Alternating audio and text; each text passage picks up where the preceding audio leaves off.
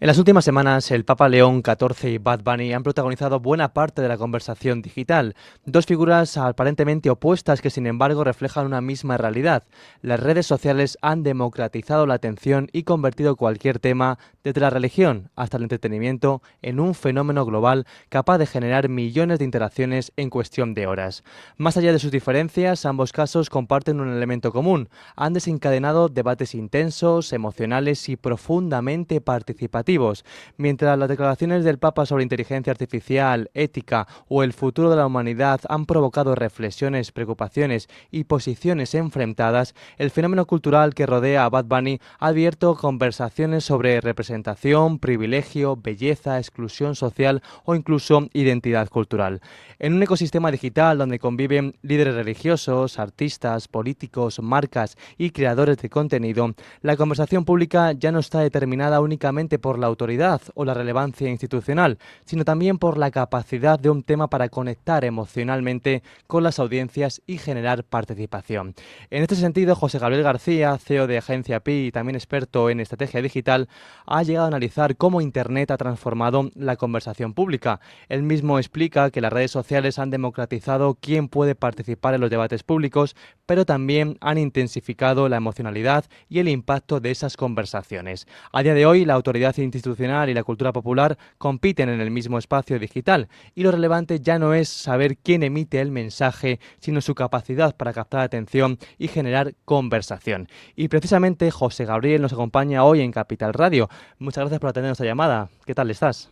Muy bien, gracias a vosotros. Bueno, lo primero de todo, ¿qué tienen en común el Papa y Bad Bunny desde el punto de vista estrictamente digital?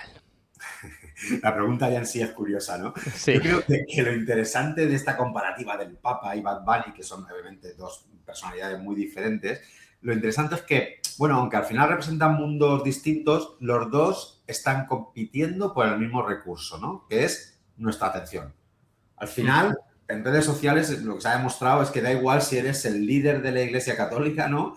O un artista, por muy escuchado que seas, tal vez el más escuchado del planeta en este momento, al final ambos aparecen en el mismo feed de nuestras redes sociales, ¿no? Y ambos dependen de que la gente decida parar unos segundos para escucharle. O sea, al final, Internet y las redes sociales lo que han hecho ha sido igualar el terreno de juego, ¿no?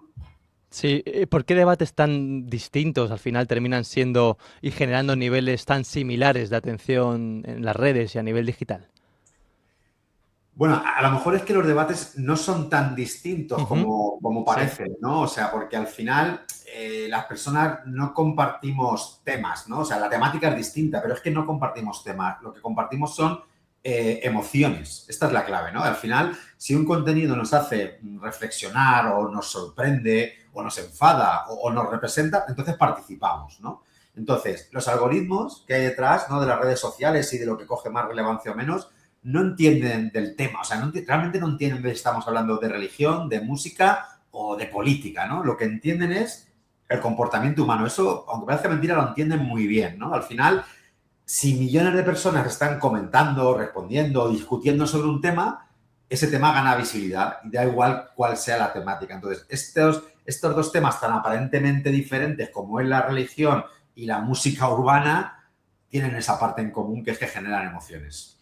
¿Y la conversación pública hoy es más democrática, podríamos decir, o más dependiente de los algoritmos? Porque al final, ¿qué crees que nos dice este fenómeno respecto a cómo consumimos información y también entretenimiento en estos años, en el 2026 y también en los años anteriores, claro? Sí, más democrática o más dependiente de los Sí. algoritmos. Yo diría que ambas. Yo diría que Ujú. ambas cosas son ciertas al mismo tiempo. Porque, a ver, por un lado, nunca había sido tan fácil participar en la conversación pública. Solo tienes que tener una cuenta en redes sociales y a veces ni eso y puedes participar. Pero por otro lado, nunca los algoritmos habían tenido tanto peso a la hora de decidir qué conversaciones son las que vemos, ¿no? Digamos que hoy, o sea, cualquiera puede hablar, pero no todo el mundo consigue ser escuchado. Esa es la clave. Y esa diferencia, pues la marcan esos algoritmos y esas reacciones del resto de usuarios basadas, como decíamos antes, ¿no? Pues en emociones realmente.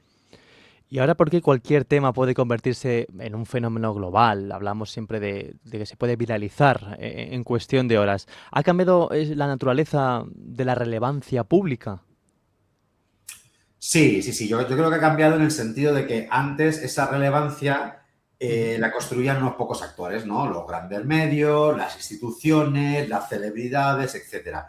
Y ahora la relevancia es bastante más dinámica, ¿no? Lo importante ya no es solo quién emite el mensaje, sino cuánto consigue que la gente participe, ¿no? Y los algoritmos detectan muy rápido esas señales de interés, ¿no? Si un contenido en sus primeros minutos o a veces incluso segundos de vida genera interacción por encima de lo normal, empieza a aparecerle a las más personas y ese efecto empieza a crecer y así se consiguen las famosas campañas o contenidos virales, ¿no? O sea que importa menos quién habla y más la capacidad de generar conversación. Sí, obviamente las grandes celebridades que tienen detrás de ellos millones de seguidores lo tienen mucho más Claro. fácil que el común de los mortales, ¿no? Pero al final lo cierto es que lo importante es cada contenido si genera más interacción de lo normal para que empiece a aparecer más en el resto de feeds de las redes sociales de los usuarios. ¿Y ahí qué papel juegan los algoritmos a la hora de decidir qué temas llegan a millones de personas y qué temas no? Porque a veces, hablando aquí en Capital Radio con gente que se dedica al mundo de la inversión, por ejemplo, dicen, jo, es que conozco a una persona que habla de los mismos temas que hablo yo, pero se posiciona mucho mejor. Y yo que hablo exactamente de los mismos temas, pues llego a gente mucho más reducida, a un público mucho más de nicho, ¿no? ¿Qué papel ahí juegan los algoritmos para que dos personas que a priori hablan del mismo contenido, de la misma temática, una consiga dispararse en repercusión, en audiencia y otra se quede un poco ahí retargada? Pues los algoritmos son claves, son todo en ese sentido. Y un poco resumiendo dos o tres de los puntos que comentábamos antes, hay varios factores que pueden explicar por qué dos personas que hablan de lo mismo, Hmm. incluso que tienen un número similar de seguidores, uno consigue que su contenido realmente llegue y se haga incluso viral y otro no. ¿De qué depende? Pues como decíamos justo antes, depende primero de cuando publicas el contenido, en esos primeros compases tras la publicación, el algoritmo empieza a ver ciertas señales de interacción de los usuarios que dicen, uy, aquí hay una interacción por encima de lo normal. Entonces, entiende que ese contenido es relevante. O sea, el algoritmo no analiza si el contenido es bueno, malo, polémico, no. Son los usuarios o somos los usuarios los que con nuestras señales le decimos al algoritmo cuál va a tener más relevancia. Y luego, ¿y qué hay detrás de eso? Pues como decía unas preguntas antes, suelen ser las emociones. O sea, Hmm. normalmente los contenidos a lo mejor más exactos o más informados, pues oye, lamentablemente, o no, habrá opiniones para todo, pero no suelen ser los que cogen más visibilidad, sino que los que cogen más visibilidad suelen ser los que despiertan ciertas emociones, ya sean positivas o negativas. Sí, de hecho, cuando analizamos los temas más virales, efectivamente suele haber una gran carga emocional. ¿Qué Total. papel juegan la emoción, la controversia, incluso la polarización en esta viralización de contenidos? ¿Es la atención realmente el recurso que a día de hoy es más valioso en Internet? No, totalmente. La atención, o sea, al final se habla de esta cosa que se llama la economía de la atención, ¿no? Que al final es que es evidente, ¿no? Vivimos rodeados de muchísima más información de la que podemos consumir. Y eso es como la balanza de la oferta y la demanda, ¿no? Si hay mucha más oferta que demanda, está descompensado. Pero ahora mismo tenemos mucha más información de la que nuestra atención es capaz de consumir. Y por eso la atención se ha convertido en el recurso más escaso de Internet. Y por él compiten diferentes tipos de entidades, personas, etcétera. Hablamos de empresas, pero también de medios de comunicación, de partidos políticos, de artistas, como decíamos, o de líderes espirituales, como hablábamos antes. Pero todos compiten por lo mismo, ¿no? Que es tener el máximo tiempo de atención al día de cada una de las personas que están en su posible audiencia. Al final, aquellos que consiguen captar esa atención, ¿no? Pues tienen, pues al final, mayor capacidad para influir, vender o generar opinión, sea lo que cada uno quiera hacer, ¿no?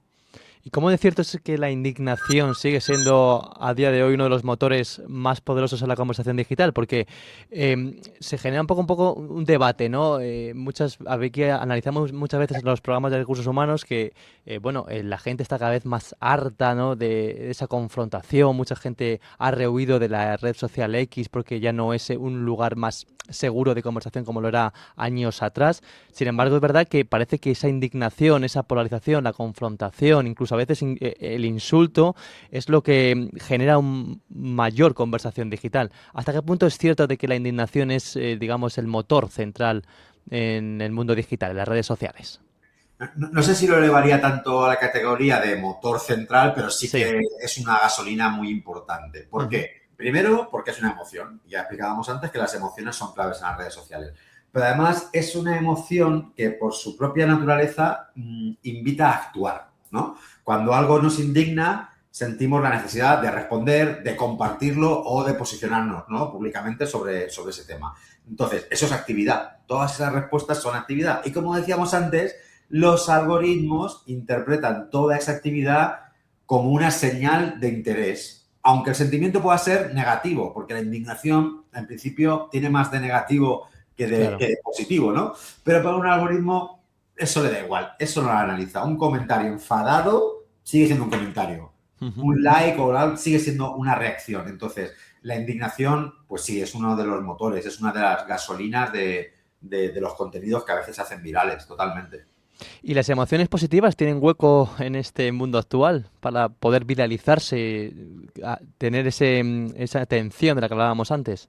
Sí, sí, también lo tienen, ¿eh? No todo es Crispación, odio, ¿no? crispación. Por ejemplo, Sí. el caso del que hablábamos al principio de la conversación, Ujú. del Papa y Bad Bunny, son Sí. dos personas, cada uno en su ámbito muy diferente, que lo que despierta son emociones muy positivas y hayan tenido toda su visibilidad. Obviamente también por ser quien son. Claro, si voy yo ya a un concierto en Madrid, seguramente, que también soy músico, pero muy poco conocido, pues no despertaré lo que ha despertado Bad Bunny. Eso es obvio, ¿no? Pero también hay otro tipo de artistas o de líderes que pueden tener la misma visibilidad que estos dos personajes y no consiguen pues eso, esa visibilidad, esa captación de la atención de la que hablábamos antes. ¿Por qué? Pues seguramente sea porque están despertando ellos una serie de emociones, sea por, no sé, la novedad, la primera vez que pasaba, etcétera, por lo que sea, una serie de emociones que son positivas en este caso y que igualmente son premiadas por los algoritmos. Sí, sí. Hablábamos al comienzo de esta conversación que ahora mismo estamos en una democratización digital. Nosotros que somos un medio de comunicación ya no competimos únicamente con otros medios de comunicación, sino que en la red competimos con creadores de contenido, con otras marcas, con medios que también están en la red.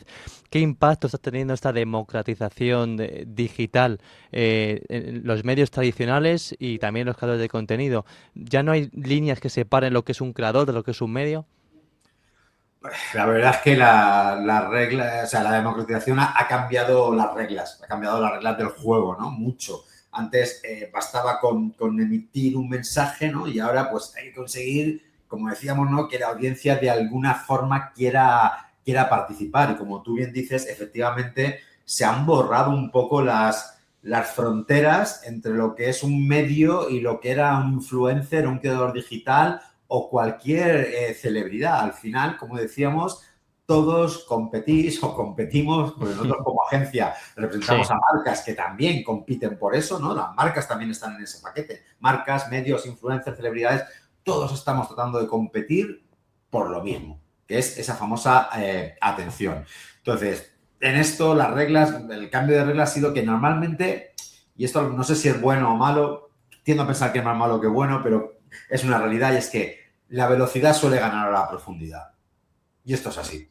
Y a lo mejor en algunos de estos elementos la velocidad es buena, pero en otros, como a lo mejor el periodismo más tradicional, pues a veces la profundidad debería estar por encima de la velocidad. Y eso es algo que hay que los medios como vosotros pues tenéis que estar lidiando con esto cada día, ¿no? Sí, sobre eso te quería preguntar, porque hablábamos antes de, bueno, de reacciones inmediatas, de esa velocidad que dices ahora. ¿Qué lugar queda para la reflexión? Antiguamente, por ejemplo, en otras generaciones, cuando no estábamos en el mundo digital, sí que se valoraba mucho espacios más reflexivos, más pausados. Eso ahora en el mundo digital le decimos directamente adiós.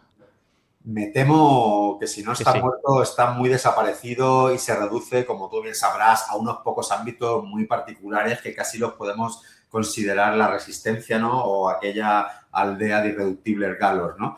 Es una pena, porque yo sí que creo que esa reflexión más profunda es necesaria y más en muchos ámbitos, ¿no? Que nos afectan a todos, como la política o el periodismo profundo, ¿no?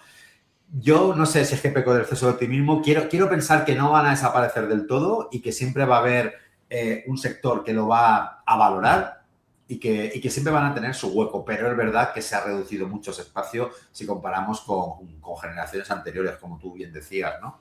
Sí, y esta democratización digital también podríamos decir que pone un poco fin a las jerarquías tradicionales de la información. Hace unos años estaba bastante claro que si alguien quería informarse, acudía a un medio, ya en la época digital también, ahora cuando había páginas web. Ahora con el mundo de las redes sociales, estas jerarquías se difuminan.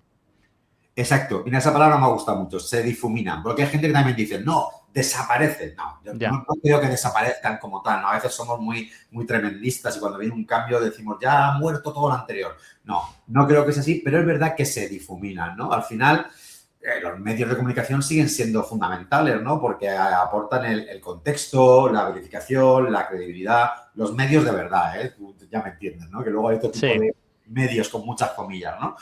Pero es verdad que aun siendo fundamentales los buenos medios de comunicación ya no tienen el monopolio de la conversación, ¿no? Hoy en día una noticia puede empezar en TikTok, luego se pasa a X, se amplifica en Instagram y hay ese batiburrillo tan complicado de plataformas que hacen que, bueno, que la conversación ya no nace y muere en un único sitio como antes, con lo cual la jerarquía de la que tú hablabas, pues eso, se difumina, efectivamente, ese es el término. Para alguien que quiera posicionarse en las redes sociales o en Internet, me da igual el tema.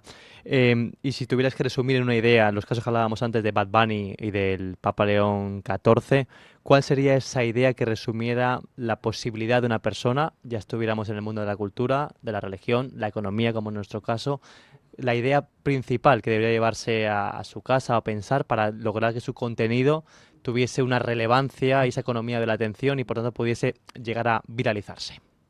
Claro, pues yo creo que la idea principal es esto, ¿no? Tener muy claro que competimos por la atención y que la atención es limitada porque es un recurso escaso en Internet ahora mismo. Y entonces que para captar esa atención ya no importa si eres no sé, el Papa, ¿no? Que representas a una institución con 2000 años de historia o si eres una estrella reciente del entretenimiento. Lo único que importa es que generes un contenido que sea capaz de despertar emociones, ya sean positivas o negativas. Hombre, si son positivas mejor para la sociedad, pero para lo que es tu contenido, al final son emociones, ¿no? Y que ese contenido en sus primeros momentos de vida sea capaz de captar esas emociones, porque las señales que el algoritmo va a ver por esas interacciones del resto de usuarios es lo que le van a decir, uy, esto emociona, esto despierta interés y entonces le va a dar la visibilidad que van buscando. Esa es la clave. Competir por la atención siendo capaz de despertar emociones. Sería eso el resumen. Y terminamos con una pregunta más a futuro. Esto va muy rápido. Las redes sociales de ahora no son las mismas de hace 5 años. La forma de consumir tampoco. Dentro de 5 años, nos situamos en el año 2031. Cuando miremos hacia atrás, cuando miremos hasta el año 2026, ¿qué crees que será lo que nos sorprenderá más de cómo funcionaban las redes sociales? O sea, cómo funcionan a día de hoy y la conversación pública en este año. ¿Y cómo crees que va a cambiar de aquí a 5 años? ¿Hacia dónde nos dirigimos? Teniendo en cuenta la velocidad a la que se mueven las cosas, a mí hacer previsiones a 5 años, la verdad es Complicado, que ¿no? se me hace complicado y siempre que las hago me equivoco. O sea, como pitonisa no tengo mucho futuro. A lo mejor sigo en esto del marketing. Pero sí que creo, me voy a mojar ya que me lo has preguntado, ¿no? Vale. Sí que creo que en lo que es la red social pura y dura, los grandes cambios ya se han producido en los últimos años. O sea, también es imposible estar años y años y décadas que todos los años haya una revolución en el algoritmo. Creo que estamos en una fase más de estabilización de cómo funcionan las redes sociales y, por lo tanto, la conversación pública y que no va a haber grandes cambios en eso en los próximos años. Ahora bien, sí que se ha introducido un nuevo elemento disruptivo que lo está cambiando todo, que es la inteligencia artificial. Entonces, si no tuviéramos la inteligencia artificial que tenemos ahora, yo te diría que en 2031 las redes sociales podrían ser muy parecidas a 2026. Ahora, con la inteligencia artificial, eso lo puede cambiar todo. Y seguramente en 2031 la pregunta que nos estaremos haciendo es ¿con quién estamos hablando? Cuando estemos en esa conversación. ¿Estamos hablando con humanos? ¿Estamos hablando con máquinas? ¿Quién nos está respondiendo? ¿Quién está generando los contenidos? Y eso, además, no creo que haya que esperar ni a 2031, ¿no? Porque ya está pasando un poco, pero se va a ir acentuando cada vez más año tras año y va a llegar un momento que seguramente la conversación mayoritaria va a ser con máquinas o entre máquinas. Y esto ya genera un futuro distópico, ¿no? Totalmente. ¿Y no crees que haya riesgo de una saturación digital? Porque es verdad que ahora también se cuelan las conversaciones, levantar la cabeza de las pantallas. Muchos colegios también e institutos han echado para atrás la llegada de las tabletas a las aulas. En fin, parece que esa conversación de gente que estaba ya dentro del mundo digital, incluso nativos digitales, buscan desconexiones digitales, ahora que llega el verano también. ¿No atisbas algún cierto temor a una saturación digital que pueda alterar el consumo digital actual? Sí, o sea, no es que sea un riesgo, es que ya es un problema, ¿no? Un Ujú. riesgo es algo que puede materializarse, ¿no? Yo esto lo Sí. veo ya como un problema y lo veo, y eso que trabajo en redes sociales y ayudo con mi agencia a que las marcas se posicionen en redes sociales, etcétera, pero lo veo como un problema ya cuando me pongo la gorra de usuario, ¿no? O han dicho, por ejemplo, en los colegios, yo soy papá de 2 niñas de 8 años y la verdad es que estoy preocupado con este tema porque veo que ya cuando los niños son un poco más mayores la sociedad les lleva a toma el móvil, toma la tablet a unas edades muy tempranas. Creo que cada vez hay una mayor conciencia, pero yo, por ejemplo, que trabajo en esto, si pudiera evitar que mis hijas tuvieran un móvil propio o una tablet hasta, no sé, los 15 o 16 años, lo evitaría. De hecho, ya tienen tablets, pero con control parental, Ujú. con el contenido muy controlado para ciertas aplicaciones. Entonces, claro que hay un riesgo grande y un problema de saturación. Ahora, y creo que hay sectores de la población que están empezando a ser conscientes y a controlarlo y por lo tanto a reducirlo. Pero creo que la otra parte de exceso de contenidos va tan rápida que la balanza va a ganar siempre la parte de generación de contenidos, la verdad. Aunque haya una conciencia, no creo que se vaya a reducir la conversación digital. Creo que va a ir en aumento. Pues con esto nos quedamos. José Gabriel García, CEO de Agencia PI, también experto en estrategia digital. Agradecemos enormemente que hayas atendido nuestra llamada al Capital Radio y te deseamos pues un feliz mes de agosto. Gracias a vosotros, igualmente.